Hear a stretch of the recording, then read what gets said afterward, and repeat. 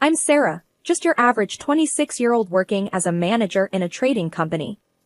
You wouldn't pick me out in a crowd, short hair, simple style, more into spreadsheets than fashion spreads. That day, sitting in the corner of my favorite cafe with a black coffee and my laptop, I didn't expect anything unusual. Just another day. But life had other plans. The cafe was buzzing with the usual mix of people, some buried in their laptops, others chatting away. Then there was this couple at the next table, catching everyone's attention. The girl, Tina, was in full meltdown mode. "Jake, you're unbelievable. How could you even think of doing that?" She was practically shouting. Jake, a regular-looking guy in a button-up shirt, seemed cornered. "Tina, please, let's not do this here." "You're misunderstanding the whole thing," he replied, his voice a mix of frustration and embarrassment. "Oh, am I? Am I really, Jake? Because from where I'm standing, it looks like you're just a two-faced jerk." Tina was not holding back. People around started to take notice. Some shot sympathetic glances at Jake, others just enjoyed the drama. "I'm not two-faced. You're just overreacting like you always do." Jake's tone was rising too, now. "Overreacting? Really? Watch me overreact then." And just like that, Tina grabbed her coffee and threw it right in Jake's face. The cafe went silent for a split second before erupting into murmurs. Jake sat there, coffee dripping down his face, shirt ruined, looking completely lost. Tina stormed out, slamming the door behind her. I couldn't just watch. I grabbed a handful of napkins and walked over to Jake's table. "Hey, looks like you could use these," I said, offering the napkins. Jake looked up, a bit dazed. "Thanks," he stammered, taking the napkins and starting to clean himself up. "No problem. People go nuts sometimes, huh?"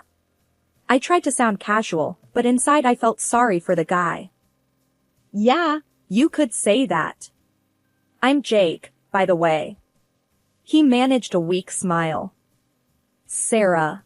And, well, it's nice to meet you, Jake, even under these unique circumstances."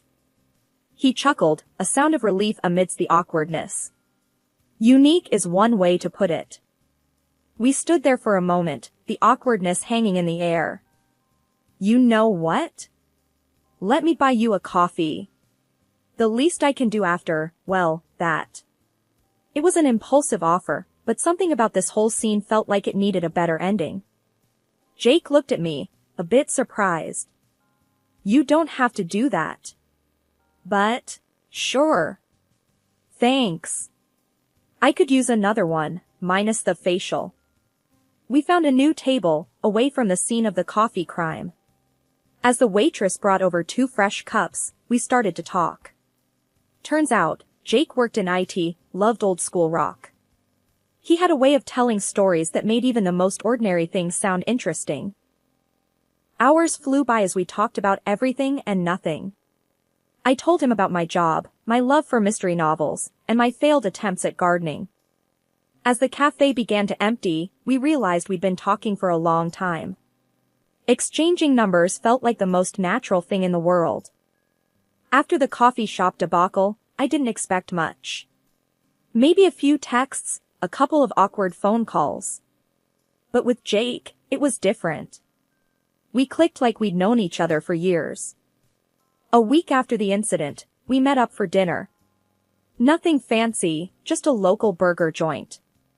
He was there before me, waiting outside. Our banter was easy, comfortable. We ordered our food, and the conversation flowed just as easily as it had in the cafe. We talked about movies, music, and our love for cheesy horror films. Our burgers arrived, and we dug in. Eating with Jake felt like hanging out with an old friend. There was no awkwardness, just laughs and good food. After dinner, we decided to take a walk. The night was warm, and the streets were lively with people enjoying the evening. "So, Sarah, what's your story?" Jake asked, genuinely interested. I told him about growing up in a small town, moving to the city for college, and never leaving. He listened, nodding and asking questions. What about you? How'd you end up in IT? I asked. Well, I've always been the tech guy in the family. Figured I might as well get paid for it, he joked. We walked and talked, losing track of time. It was getting late, but neither of us wanted the night to end. Hey, you want to grab a coffee? Or is it too soon for more coffee-related experiences? Jake asked, a playful glint in his eye. I laughed. Sure, why not? But this time, let's keep the coffee in the cups. We found a late-night cafe and settled in with our coffees. The conversation turned more personal. We shared our dreams, our fears, and our silly quirks. I never thought I'd meet someone like you, especially not in a situation like that, Jake said, his tone serious for a moment. Life's weird. You get coffee thrown at you one day, and the next, you're here with someone who gets you, I replied, feeling a connection I hadn't felt in a long time. As the night turned into early morning, we finally said our goodbyes. Walking home, I couldn't help but feel excited about what the future might hold. Jake wasn't just a guy I met in a cafe, he was someone special, someone who could be a big part of my life. After a few months of dating Jake, it was time to meet his parents. I wasn't exactly thrilled about it. Meeting the folks is always a bit of a gamble. Jake kept saying they were a bit old-fashioned, but I didn't expect what was coming. The drive to their place was filled with Jake's attempts to prep me. Just ignore any weird comments my mom makes. She's unique, Jake said, glancing at me with an apologetic smile. Unique, huh? That's one way to put it. What should I expect? I asked, feeling a bit uneasy. You know, the usual. Overprotective mom stuff. She might throw in a few odd questions. Just roll with it, he replied. We pulled up to a neat little house with a well-kept garden. It looked welcoming enough. Jake's dad, Mr. Henderson, greeted us at the door. He was a tall, gentle-looking man with a warm smile. Jake, Sarah, welcome. We're so glad you could come. Please, come in, he said, ushering us inside. The living room was cozy, filled with family photos and knickknacks. Then I saw the bookshelf. It was packed with all sorts of books on esotericism, mystical stuff, and one that caught my eye, How to Recognize a Witch. Odd choice for light reading. Jake's mom, Mrs. Henderson, came in from the kitchen. She was a stern-looking woman with sharp eyes that seemed to size me up the moment she saw me. So, you're Sarah. Jake's told us so much about you, she said, her tone polite but cold. Nice to meet you, Mrs. Henderson. Jake's told me a lot about you too, I replied, trying to sound cheerful. We sat down for dinner, and that's when the real fun began. Mrs. Henderson was like a sniper, her comments sharp and targeted. I see you like to keep your hair short, Sarah. Is that for convenience, or are you making a statement? She asked, eyeing my haircut.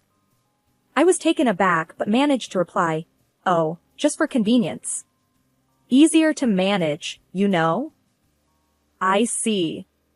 I always believed a woman's hair was her crown, she said, almost dismissively. Jake's dad tried to change the subject. So, Sarah, Jake tells us you're in trading. That must be interesting. Yeah, it's pretty engaging. Markets are always changing, keeps me on my toes, I said, grateful for the change in topic. The conversation moved to safer grounds for a while. But Mrs. Henderson wasn't done yet. So, Jake, what happened to that nice girl you were seeing before? The lawyer, what was her name? Tina? She turned to Jake, a pointed look in her eyes. Jake choked on his water. Mom, I'm with Sarah now. Tina is in the past. Oh, I'm just making conversation. No harm meant, Mrs. Henderson said, but her tone said otherwise. Dinner continued with a few more jabs from Mrs. Henderson. By the time dessert came around, I was ready to bolt out the door. Jake kept giving me apologetic looks, but what could he do? We made our excuses soon after dessert, saying we had a long drive back. Mr. Henderson was a gracious host, thanking us for coming. Mrs. Henderson's goodbye was cooler, her smile not quite reaching her eyes. In the car, Jake was silent for a while before he spoke.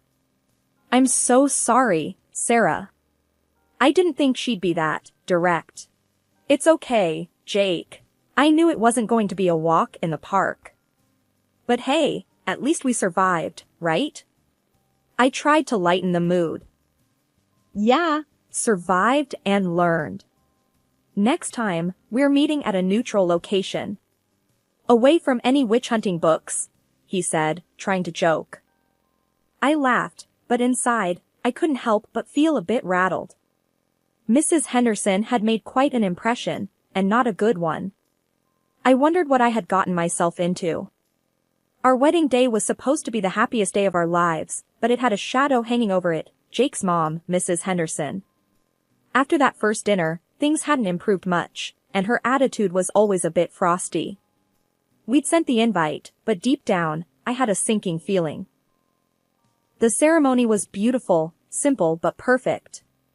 We had it in a small garden, just close family and friends. But as I walked down the aisle with my dad, I couldn't help but notice the empty seat where Mrs. Henderson should have been. Jake noticed too, I could see it in his eyes. After the ceremony, during the reception, Jake pulled me aside. "Hey, I just wanted to say, I'm sorry my mom didn't show. I know it means a lot to have everyone here," he said, his voice tinged with disappointment. I took his hand. "Hey, it's okay. Today's about us, remember?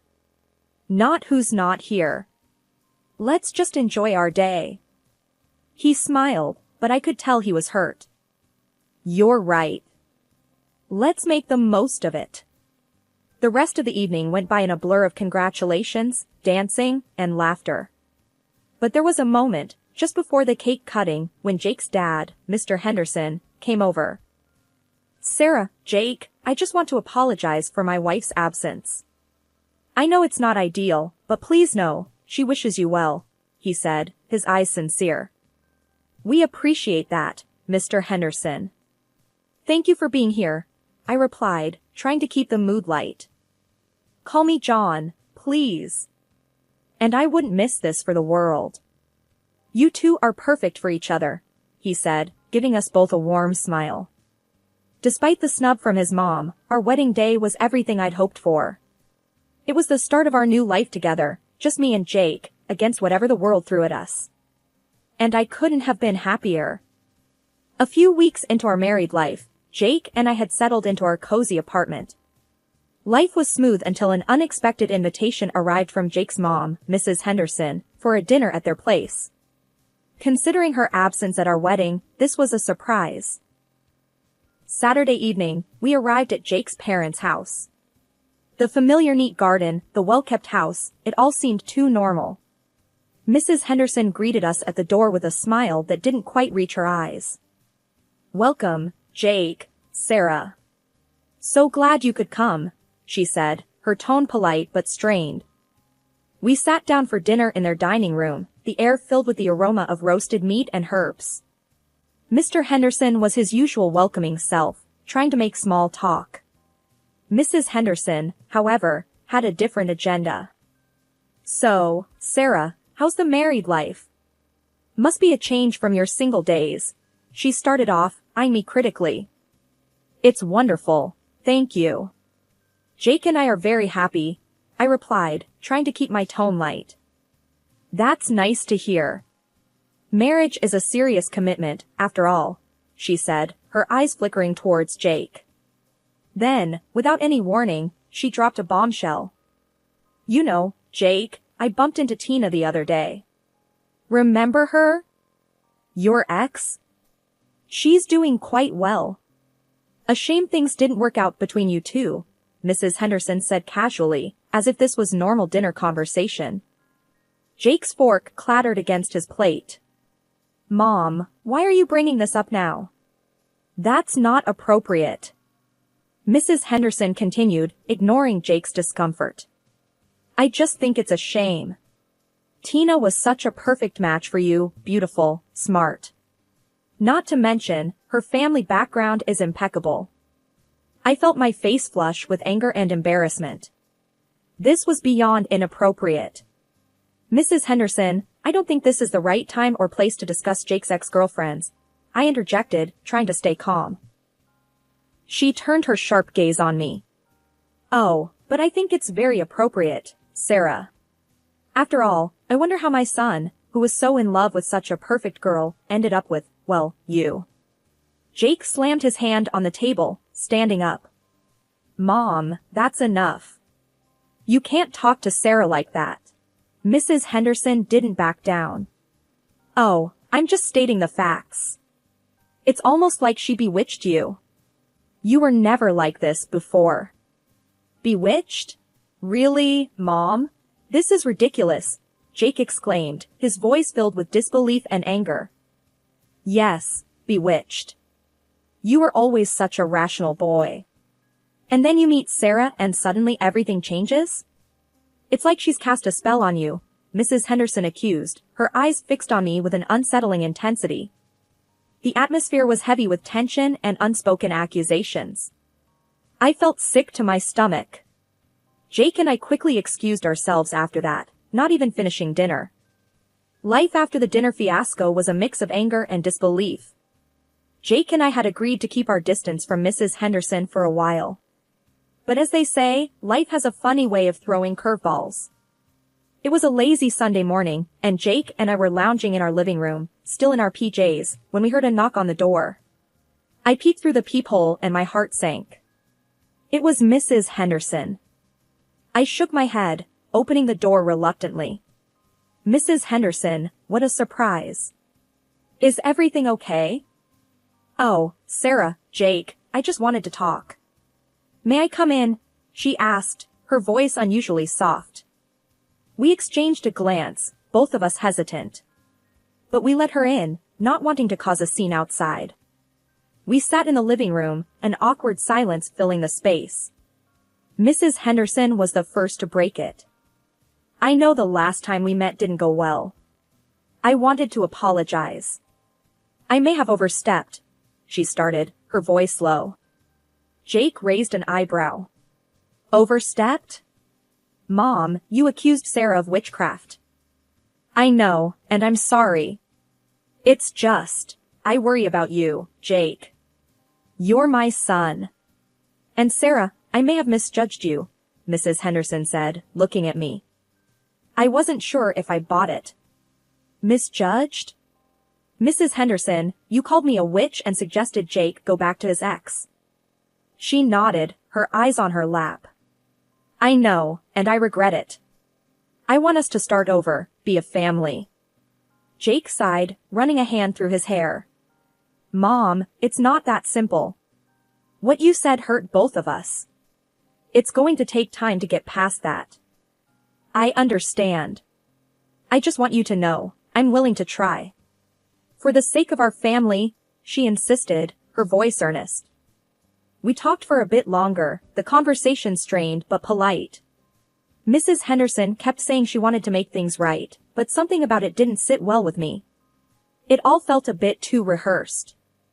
As the day went on, I couldn't shake off a nagging feeling. Something about her visit didn't add up. It was too sudden, too out of the blue. And then I noticed it, my favorite comb was missing, and so was the handkerchief I kept on the dresser. It struck me as odd, but I brushed it off as being forgetful.